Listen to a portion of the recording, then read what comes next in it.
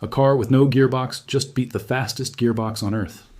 On a closed test track in northern Germany, a Chinese electric hypercar hit 308 miles an hour. No turbochargers spooling, no 16 cylinders screaming behind the driver's head. Just 4 electric motors, a battery pack, and a number that used to belong to Bugatti. For over a decade, if you wanted to talk about the fastest production car on the planet, you were talking about Molsheim, France. Now you might be talking about Shenzhen. This is not a concept car.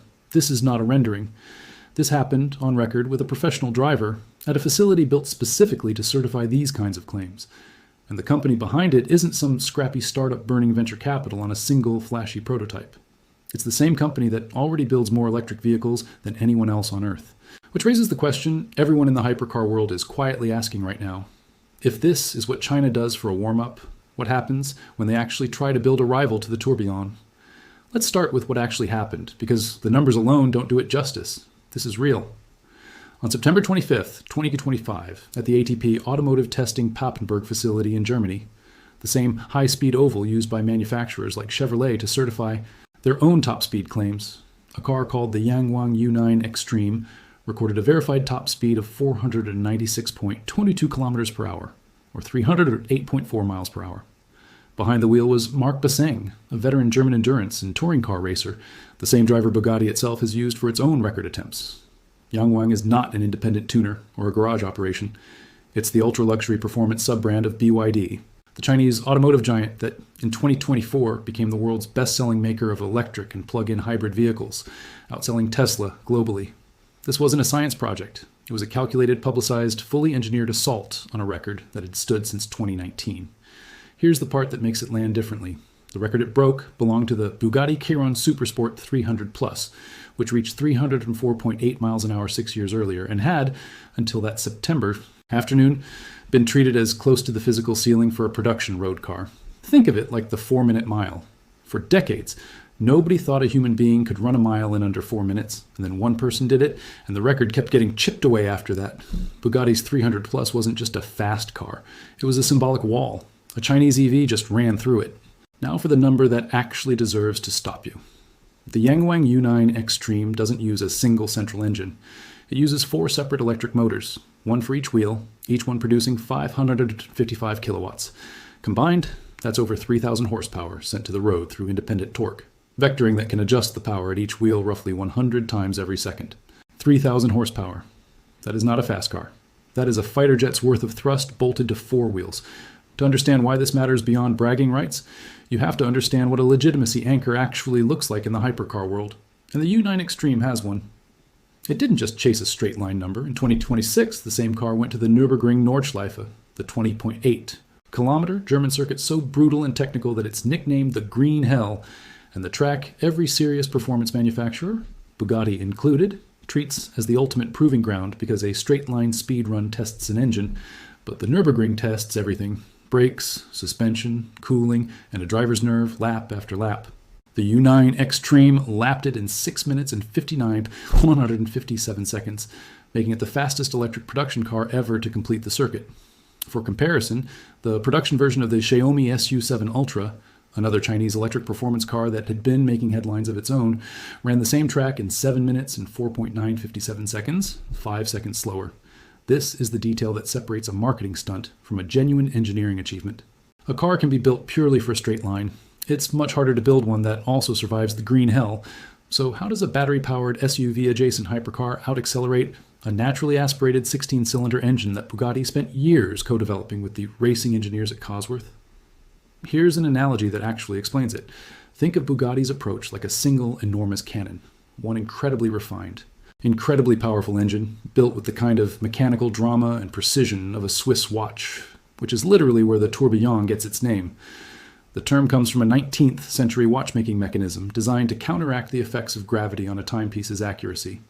It's beautiful, it's mechanical, and it's finite, because there's only so much air and fuel you can force through one system before physics pushes back. Yangwang's approach is more like 4 separate machine guns firing in perfect computer-controlled sync. Instead of one power source doing everything, you have 4 smaller, independently controlled electric motors, each one able to respond to the road in milliseconds, each one capable of being told exactly how much torque to deliver at exactly which fraction of a second. Electric motors don't need to rev up to a power band the way a combustion engine does. They deliver maximum torque instantly from a dead stop without waiting for the driver's foot to build boost pressure or exhaust flow. That single fact is why century-old physics-defying hypercars can suddenly find themselves losing straight-line drag races to cars that, on paper, look almost ordinary in their proportions. Now let's actually meet the machine everyone assumed was untouchable. Because it's important to understand this isn't some outdated relic getting embarrassed by modern technology. The Bugatti Tourbillon is, by any measure, one of the most extraordinary road cars ever engineered. Revealed as Bugatti's first entirely new design since the company's partnership with Rimac began in 2021, the Tourbillon is built around a naturally aspirated 8.3-liter V16 engine, 16 cylinders, no turbochargers at all, developed jointly with the British racing engineering firm Cosworth, revving all the way to 9,000 RPM. That engine alone produces 1,000 horsepower on its own merit, before you even add the 3 electric motors and the 24.8 kilowatt-hour battery pack that supplement it. Combined, the Tourbillon produces roughly 1,800 horsepower, launches from 0 to 62 miles an hour in about 2 seconds, and tops out at an electronically limited 276 miles an hour. Only 250 will ever be built, with a starting price north of $4 million before a single customization is added, and deliveries were slated to begin in late 2026. This is not a company resting on its laurels. This is a company deliberately choosing to preserve the theater, the sound, and the mechanical soul of the combustion engine at the exact moment the rest of the industry is racing toward silence. Now, here's the part that connects the two stories. In July 2026, at the Goodwood Festival of Speed in England, arguably the single most important stage in the automotive calendar for unveiling exactly this kind of announcement, BYD Vice President Stella Lee stood outside her company's booth and said the U9 Xtreme wasn't finished. She announced plans to push the car past the 500 km/h barrier before the end of the year. Let that sit for a second. Bugatti's 300-plus record, the one that stood for 6 years and felt like a wall, has already been broken by more than 5 miles an hour, and the company that broke it is now openly targeting a number that no production road car in history has ever touched. Let's pause and recap what we've established so far, because the next part of this story is where it gets genuinely uncomfortable for the old guard. We know a Chinese electric hypercar has already beaten Bugatti's long-standing top speed record. We know it did it with an entirely different kind of engineering, 4 independent motors instead of 1 massive engine. And we know the company behind it isn't stopping. It's explicitly chasing 500 kilometers an hour next. Now let's look at why this isn't a fluke, and why it's connected to something much bigger than one fast car. Because here's the thing about Yangwang that most casual observers miss. This isn't a boutique manufacturer building 30 cars a year and hoping for headlines. According to data from China EV Data Tracker, Yangwang delivered 455 units domestically in June 2026 alone, and the brand has posted consistent year-on-year growth of over 100% nearly every single month. Bugatti will build 250 Tourbillons across its entire production run.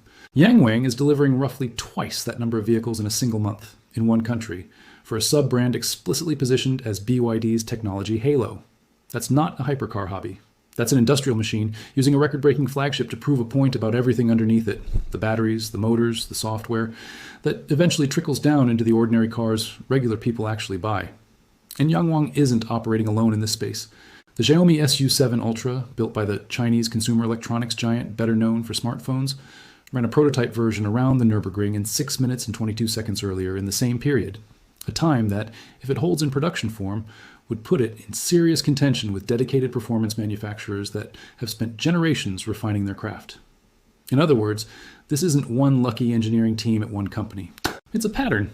It's Chinese manufacturers, several of them at once, converging on the exact same conclusion that electric powertrains, freed from the mechanical constraints that have governed hypercars for a century, can be pushed into performance territory that internal combustion engines simply cannot follow, at a pace of iteration that traditional hypercar makers, building fewer than 300 cars every few years, structurally cannot match. It's worth pointing out that Yangwang isn't just chasing a number for its own sake either. The chassis underneath the U9 Xtreme uses the same DiSus-X active suspension system found on the standard U9, a system originally famous for letting the car perform party tricks like dancing on its wheels or hopping over a curb. But on the Xtreme, that same technology is repurposed for something far more serious, controlling vertical body motion at every corner independently, keeping the car's roughly 2,180 kilogram body planted and composed even as it crosses 300 miles an hour on a public-facing test oval. After his run, driver Mark Basseng told BYD that a year earlier, at the same track, he thought he'd already peaked, and that he never expected to break his own record again so soon. That's not a marketing line invented by a copywriter. That's a professional endurance racer. The same driver manufacturers like Bugatti have trusted with their own record attempts, describing genuine surprise at what the car underneath him was capable of. And Yangwang isn't the only Chinese-built threat on the board, nor is it competing only against Bugatti. Croatia's Rimac, which also happens to be the company Bugatti itself merged with back in 2021, holds its own straight-line records with the Nevera R, which reached 268 miles an hour in July of the same year. The Japanese-built Aspark Owl posted 272 miles an hour in November. Even Koenigsegg, the Swedish manufacturer often mentioned in the same breath as Bugatti, claims its Jesko Absolute could theoretically exceed even Yangwang's figures, though that claim is currently based on aerodynamic simulation rather than an actual verified run on a track. What that tells you is that the entire top speed conversation across every serious manufacturer left standing in it is now dominated by electric or hybrid electric powertrains. The purely combustion-only hypercar, chasing an outright top-speed crown with nothing but pistons and turbochargers, is quietly becoming the exception rather than the rule, and Yangwang simply got there first, with a verified, track-certified number that nobody else has yet matched. There's also a question worth sitting with here, which is why this is happening in China specifically, and not in Germany or Italy or Britain, the traditional homes of automotive performance. Part of the answer is that BYD didn't have a century of combustion engine tradition to protect. Bugatti, Ferrari, Lamborghini, these are companies whose entire identity, whose entire customer base is built around the sound and mechanical theater of an engine. Reinventing that isn't just an engineering decision, it's an existential one, which is exactly why Bugatti chose a naturally aspirated V16 for the Tourbillon instead of going fully electric, even as its own corporate parent, Rimac, builds some of the fastest electric hypercars in the world. BYD had no such baggage. It started as a battery manufacturer in 1994, long before it ever built a car, which means when it decided to build a flagship halo vehicle, it built the thing it already understood best, an extremely large, extremely sophisticated battery with a body wrapped around it. There's a detail here that's worth genuinely sitting with, because it might be the single most impressive number in this entire story. The Yangwang U9 Xtreme weighs 2,180 kilograms, and it produces a power-to-weight ratio of 1,217 horsepower per metric ton. The Bugatti Chiron Supersport 300 Plus, by comparison, manages 909 horsepower per ton, 1,217 horsepower for every single ton of car. That is not an incremental improvement over the previous benchmark. That is a different category of machine. Now, before this starts to sound like the end of the story for Bugatti, or like electric power has simply solved every problem in the hypercar world, it's worth being honest about what hasn't actually been proven yet, because a real assessment of what's happening here has to hold two things at once. To be clear, not everything about the U9 Xtreme's record is as clean as the headline number suggests. The 308.4 mile-an-hour run at Papenburg was completed in a single direction, not averaged across two runs in opposite directions, the way traditional top-speed records are typically certified. That distinction matters because a one-way run can be influenced by wind direction, track banking, and other variables that a two-way average is specifically designed to cancel out. The last car to set a record using the traditional two-run average method was the American-built SSC Tuatara, which posted 405.3 kilometers an hour back in 2021, a full 41 kilometers an hour slower than Yangwang's single-direction figure. Some in the industry, including rivals like Koenigsegg, have pointed to that difference as a reason to view the Yangwang claim with a degree of caution, even while acknowledging the car's genuine verified capability. Nobody is claiming the Nürburgring lap time is in question. That record is independently and officially recognized. But the outright fastest car in the world title carries an asterisk that serious enthusiasts and engineers are right to flag. It's also worth being precise about what this proves and doesn't prove about the future of the hypercar as a category. A single blistering top-speed run demonstrates extraordinary battery discharge capability and motor engineering over a matter of seconds. It does not, by itself, prove long-term reliability, resale value, the kind of decades-spanning ownership experience Bugatti has spent 100 years cultivating, or the emotional sensory quality that buyers at this level are often paying for as much as the numbers themselves. A $4 million Tourbillon buyer isn't purchasing a spec sheet. They're purchasing 16 cylinders singing to 9,000 RPM, a mechanical object built to be handed down for generations, engineered by a company with a lineage stretching back to 1909. That's a different product, arguably serving a different emotional need, even if both cars now technically compete in the same top speed conversation.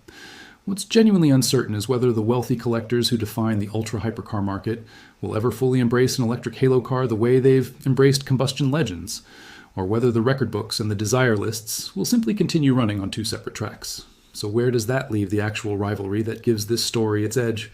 It leaves Bugatti in a position it hasn't occupied in a very long time, reacting rather than setting the terms. For most of the 21st century, being the fastest production car on Earth has effectively meant being Bugatti, full stop, with occasional challenges from Hennessy or SSC treated as footnotes to the main story. That framing no longer holds. There is now a second, entirely different kind of company, backed by a vastly larger manufacturing base, iterating faster, selling exponentially more units even at the halo car level, and explicitly publicly targeting the next symbolic barrier.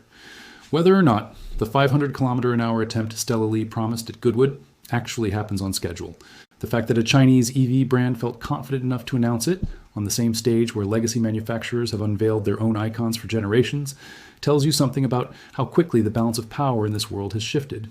What happens next probably isn't a knockout blow in either direction. It's more likely a genuine, sustained rivalry, the kind the hypercar world hasn't had in decades, between two completely different philosophies of what a hypercar is even supposed to be.